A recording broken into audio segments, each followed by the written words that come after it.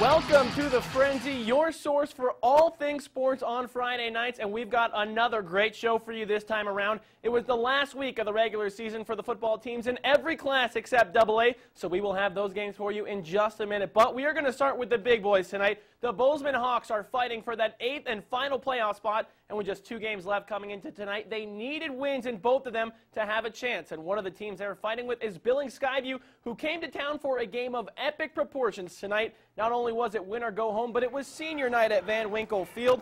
The last home game for the Hawk seniors, and in the pouring rain, conditions were tough at best. Footing was not easy to find, and the Bozeman defense capitalized. The Hawks were up 27-0 in the first half thanks to their efforts.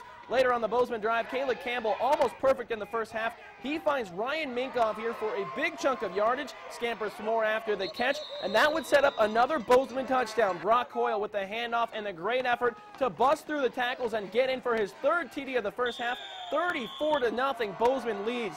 Later, Skyview trying to make something happen, but tonight it was Bozeman's night. Ross Dahmer airs one out, but his pass is picked off by Brock Lohman, and the Bozeman Hawks win big in a huge game, 42-14. Bozeman's playoff hopes remain intact after 2 straight clutch wins. In our other AA matchup, the Butte Bulldogs might still have an outside shot at getting into the playoffs, but at 2-6, the odds are more like slim to none, especially with state-powered Helena Capital coming to town tonight at Bulldog Memorial Stadium. But these are Butte kids, and they were playing for pride and a shot at the upset. In the first series of the game, Capital's Rusty Higgins goes 13 yards right up the gut, and that would set up a Higgins 1-yard touchdown run. They missed the extra point, so it is 6-0 Capital. On the next series, Jared Hunt with the 6-yard quarterback keeper for the score. That makes it 13-0 Capital. Later in the first quarter, Butte driving, and Michael Hawbaker back in action. The 25-yard pass to Todd Mulchey. Nice throw and catch there. On the same drive, 4th down now, Hawbaker would be picked off by Matt Miller, and he would be gone. He returns this thing 70 yards to the house. That makes it 20-0 Bruins, and Helena Capital shows off their class in this one. They are the top team in the state for a reason. 39-0 is the final, and any hope Butte had at a playoff spot is now obsolete. All right, moving to Class A ball, we have an absolute dandy of a game from the Southwest League now. The Dillon Beavers, defending state champs, on a 5-game winning streak and undefeated in conference play, taking on the Hamilton Broncs, who have only 1 loss, and that was last week in a thrilling triple overtime game. If Dillon wins, the Southwest title is theirs outright, but a win by Hamilton and the Broncs would get a piece of the top spot as well. In the first quarter, Dillon showing why they are the top-ranked passing team. Bryce Carver out of the shotgun, running left, and throws across his body to Tim Goins for a big game, and that would set up the game's first touchdown. Carver gives to Cody Russell, and he finds the seam. The Beavers lead Hamilton 7-0 early.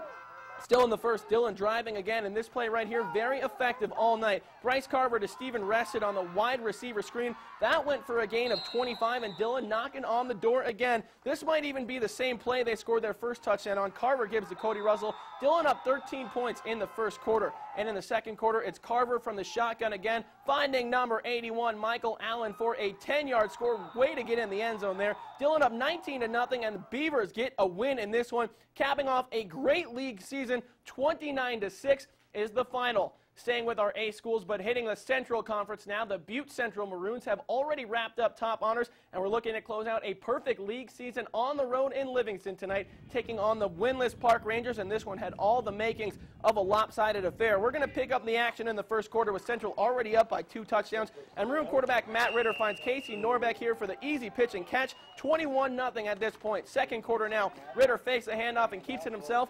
To say that Park bit on the fake, a little bit of an understatement. Ritter is in for his 26th touchdown of the year. Goodness. Later in the quarter, Ritter lobs one to John Richards. Nice leaping catch, and he picks up blocks. He scored on a similar play last week on the Frenzy, and he does it again tonight. That is another touchdown for Butte Central, and the Maroons go through league play undefeated. They win big over Park. 52-0 is the final in this one.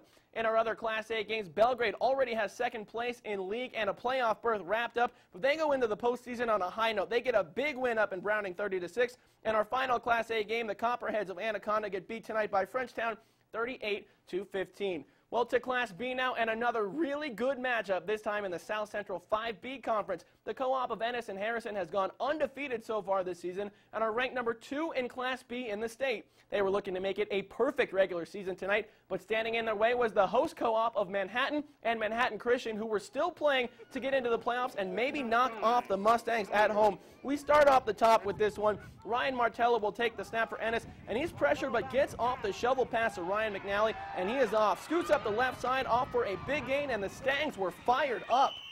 What's up, baby? Our house all day.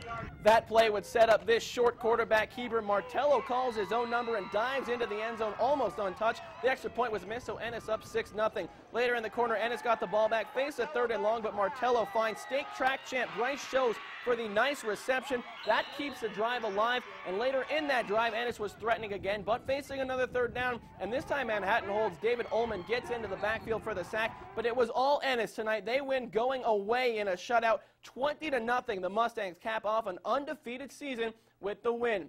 Keeping with the trend we started last week on the Friday, we're expanding our horizons and getting out past the football field. The Bozeman Ice Dogs had severely limited ice time as they were preparing for this season, but that hasn't hurt them so far as they've gone a perfect 4-0 to start NORPAC play. They were looking to make it 5 tonight as they hosted the Helena Bighorns at Haynes Pavilion, and the Dogs getting fired up early, but it was the Bighorns who came out firing. 6 minutes into the game, Adam Johnson rocks a slap shot to the top left corner of the net, and Helena's on top early 1-0. A minute and a half later, the Bighorns would strike again. Matt Graham with the first attempt. He was denied, but he gets it back behind the net and makes a great feed to Brian Cantor for the easy redirection. That makes it 2-0.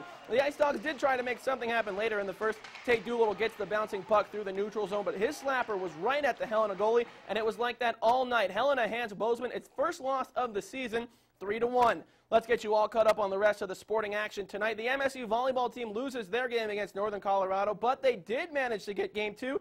They're taking baby steps over there. And in the Frontier Conference, 2 programs having opposite seasons met up in Dillon, and Tech was all over it in this one. They win in straight sets. In the high school ranks, Bozeman took care of CMR in straight sets also this afternoon, and the Lady Bulldogs were on the wrong end of the same scoreline against Billings Senior. So that's going to do it for another great edition of the Friday Frenzy. The playoff picture starting to take shape for almost all the classes. And remember, the Bobcats are in action tomorrow afternoon against Sac State, and we're going to be right back after the break.